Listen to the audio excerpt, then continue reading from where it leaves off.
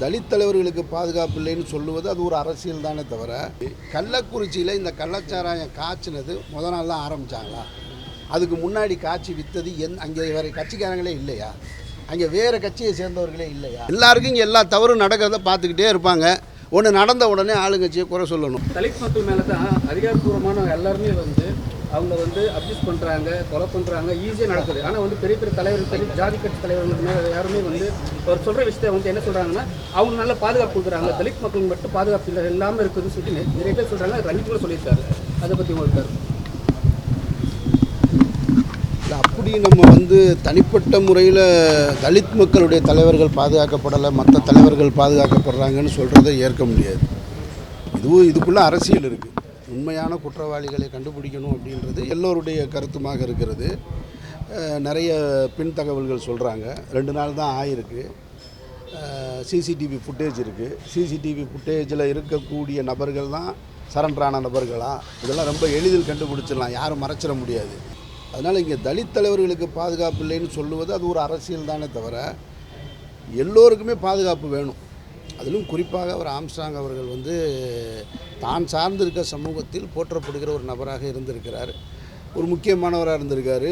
தன்னுடைய சமூகத்தைச் சேர்ந்தவர்களை கல்வியை நோக்கி வழக்கறிஞர்களாக ஆக்கி இதுபோல் பல திட்டங்களை செயல்படுத்தின ஒரு தலைவராக இருந்திருக்கிறார். அவர் பாதுகாக்கப்பட்டிருக்கணுன்றதில் மாற்று கருத்து கிடையாது. இந்த கொலை மட்டுமில்லை, தமிழகத்தில் இதை விட மோசமான ஒரு கொலை நடந்திருக்கு. ராஜீவ்காந்தி அவர்களுடைய கொல்லப்பட்டிருக்கார்.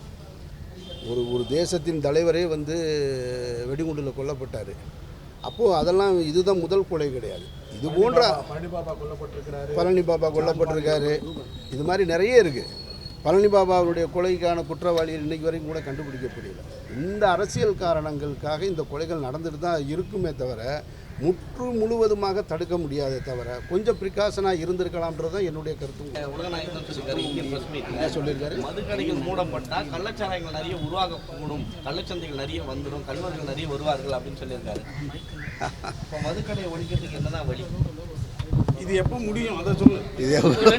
அதாவது இங்கே பாருங்க, மக்களுக்கு முதல்ல விழிப்புணர்வு வேணும். இந்த கள்ளச்சாராயத்தை காய்ச்சினது நான் சொல்கிறேன், இன்றைக்கி கள்ளச்சாராயம் காய்ச்சி இதனால் அதிமுக அரசு அதனுடைய பின்புலத்தில் தான் கள்ளச்சாராயம் காய்ச்சப்பட்டதுன்னு சொல்கிறாங்கல்ல, அந்த அத்தனை தலைவர்களுக்கும் என்னுடைய ஒரே ஒரு கேள்வி, கள்ளக்குறிச்சியில் இந்த கள்ளச்சாராயம் காய்ச்சினது முத நாள் தான் ஆரம்பித்தாங்களா?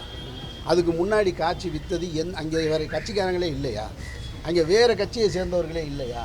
அவர்களுடைய உறுப்பினர்கள் இல்லையா? அவர்களுடைய குடும்ப உறவுகள் இல்லையா? அவங்க யாருமே பார்க்கலையா? 3 வருஷமாக தான் அதிகமாக இருக்கிறாங்கன்னு சொல்கிறாங்கண்ணே. எல்லோருக்குமே எல்லாமே பார்த்துக்கிட்டு இருக்காங்க. ஒரு சம்பவம் நிகழ்ந்த உடனே அதை வச்சு கொஞ்ச நாளைக்கு ஒரு அரசியல் பண்ணுறாங்களே தவிர, தடுக்கணும்னு நினச்சிருந்தா எல்லாரும் சேர்ந்து தான் தடுத்துருக்கணும். இது அரசு மட்டும்தான் தடுக்கும். அரசு நேரடியாக தடுக்கும், நம்ம வேடிக்கை பார்த்துக்கிட்டே இருக்க முடியாது. அப்போ மற்ற கட்சிக்காரர்களுக்கும் எதிர்கட்சியாக இருக்கிறவர்களுக்கும் மற்றும் கிளை கட்சிகளாக இருக்கிறவர்களுக்கும் அந்த பொறுப்பு இருக்கிறதா நான் நினைக்கிறேன்.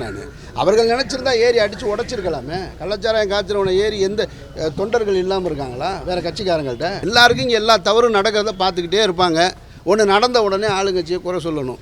இது இந்த கட்சி இல்லை, எந்த கட்சி இருந்தாலும் குறை சொல்லிக்கிட்டே தான் இருப்பாங்க. நாம் விரும்பிய நம்ம நேசிக்கக்கூடிய தலைவர் வந்தால் கூட இந்த குறை வந்துக்கிட்டே தான் இருக்கும். இது எல்லோருக்கும் பங்கு இருக்குது. இந்த சமூகத்தை சரி செய்வதில் எல்லோருக்கும் பங்கு இருக்குது. ஒருத்தர் கையில் அதிகாரத்தை கொடுத்துருக்கோன்றக்காக அவர் மட்டும்தான் செய்யணும்னு உட்காந்து காத்திருக்கிறது ஏற்புடையதில்லை.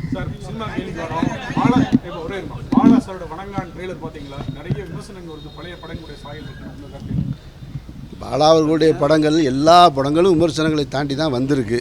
ஆனாலும் ஒரு எதிர்பார்ப்பு இருக்கும். எனக்கும் அந்த எதிர்பார்ப்பு இருக்குது. மாயவலை எந்த அளவுக்கு இருக்குது? எப்போ ரிலீஸுக்கு? மாயவலை விரைவில் ரிலீஸுக்கு அதற்கான வேலையில் இருக்கேன். விரைவில் ரிலீஸில் உங்களை எல்லாரையும் சந்திக்கிறேன். நன்றி.